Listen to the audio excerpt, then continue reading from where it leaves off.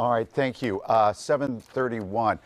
Important segment here. More than 10 years ago, after the death of their daughter in Manayunk, a Pennsylvania couple continues to fight for justice. Just days after 27-year-old Ellen Greenberg, a teacher at Juniata Park Academy, sent out save-the-date cards for her upcoming wedding, she was found dead in her apartment by her fiancé. It was January 26, 2011. This is a portion of the 911 call her fiancé made, as heard on the Crime Junkie podcast. I went downstairs to go work out. I came back up. The door was latched.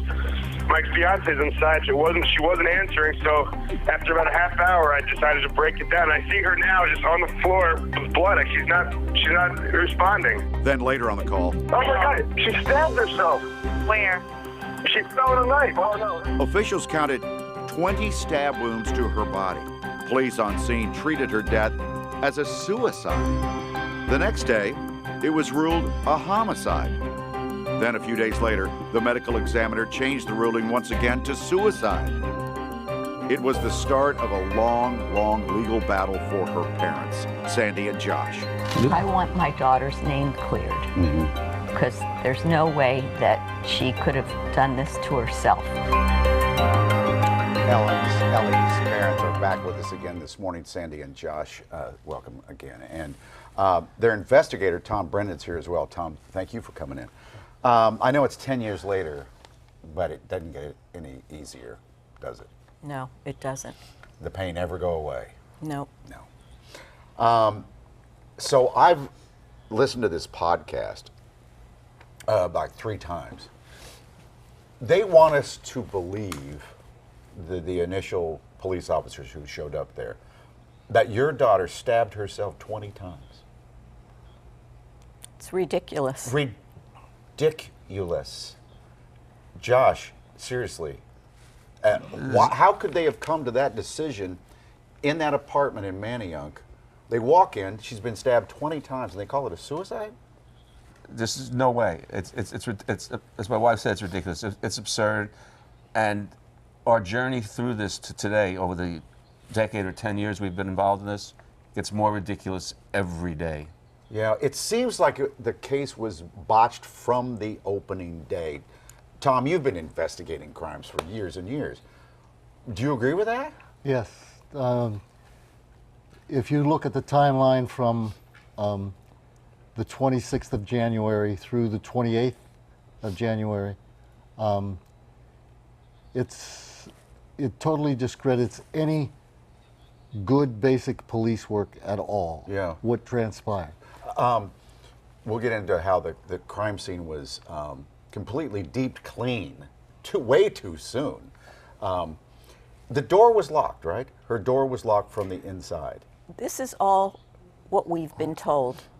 There was never really an investigation to clearly illustrate any of this. What does that? She lived on what floor was this on? Sixth floor. The sixth floor. So this was the only way in or out of her apartment. Well, you can go out on the balcony, but you're not going to climb down or climb up. Right, to get and in. there was a snowstorm that day. That's why she was home at 1 o'clock, and that was the only way in or out. You were up in Harrisburg at the time? Yes. So I remember that huge snowstorm, my gosh. It was January of 2011. So you weren't able to come down right away? No, we Yeah. couldn't come. We didn't get word of any of this until late into the evening. There were mounds of snow. Snow plows hadn't come through. Who called you? The fiancé's father. And I didn't know what he meant. I said, where's the ambulance? And then he said, there is none. Because we won't need one? And then you knew? No, I didn't really. It was shock. This Yeah. is not what you expect to get a call from. You have a 27-year-old daughter who's engaged to be married and living in Philadelphia with her fiancé. Had they been arguing? Not to Not that we our know of. knowledge. And she had been to see a psychiatrist because she was having some troubles. She was She was- having trouble at school. No, she No? had anxiety. Anxiety. And- Where was the anxiety coming from? Do you know? I'm going to postulate, I can guess, there were various injuries on her body that were indicative of bruises and healing. Okay, let's go back to that. So there are bruises all over her body, and those bruises were from maybe days, weeks before she was attacked. They weren't part of that night. Were not part of that night. So now you got to figure out what that is all about. We are babes in the woods. We had no knowledge. If you know anything about this type of problem, it's very unlikely that the victim is going to say anything to you. And we think she was a victim. Yeah. That's part of what's going on here.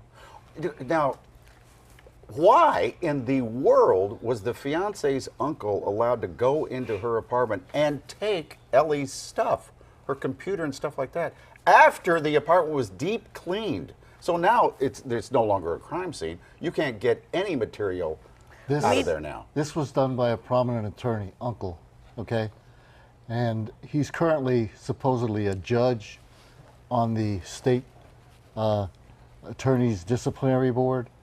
Now, this individual removed Ellie's cell phone, the fiance's laptop, Ellie's work laptop, and Ellie's personal laptop.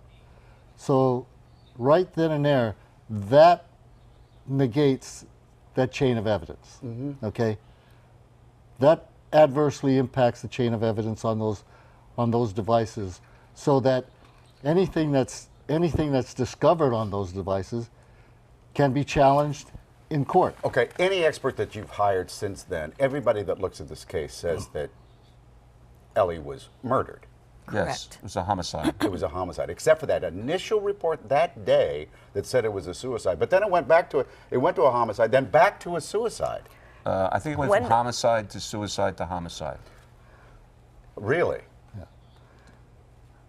Yes. So what do we do? Officers, What do we do now? I mean, obviously it needs to be reinvestigated.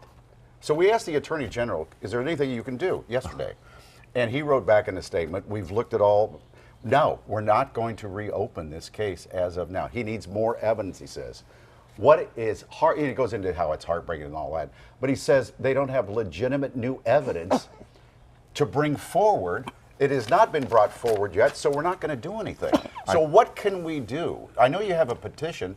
Maybe if we all put enough pressure through this petition, we can get it reopened. Well, there are two things happening. Number one, there's a petition on change.org which has over 110,000 signatures that we had nothing to do with. We don't listen to that or whatever.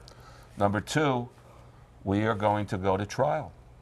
And the purpose of our trial is to get the suicide changed to either undecided or homicide, which we prefer, and have the case reopened and investigated. Now that'd be a non-jury trial. It happens to be a bench trial, yes. Okay, a bench trial. The Philadelphia situation with trials right now is very overloaded. You're not giving up. No. Why is it so important to get at least the determination changed from suicide to homicide? She was our daughter. I mean, what would you do? I would do the same thing you're doing. The longer this goes on, the more we uncover, the more we discover.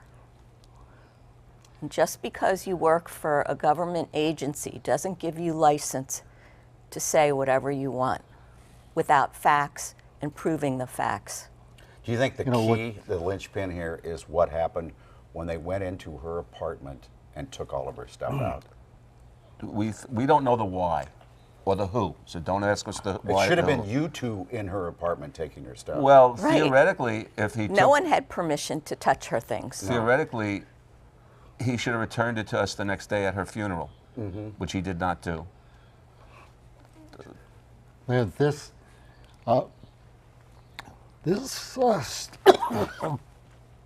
excuse me, this statement by the Attorney General's office is vile.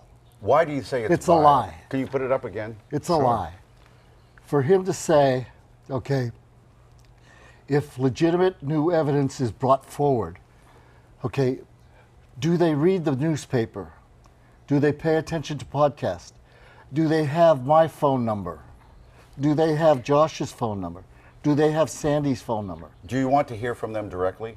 Well, it'd be better if we heard through our attorney so we know I what met, to do I and do met it with properly. them, and they promised to produce a document of a forensic analysis of Ellen's laptop. All right, so To why date, don't we haven't had help it. you get that, the two of you come together? The reason you're not going to get it because they didn't do it. Well, yeah. It's a lie. You know, All I Just keep coming back or keep us informed of how this is going, especially the bench trial. All right? And we'll come right back. Can I say-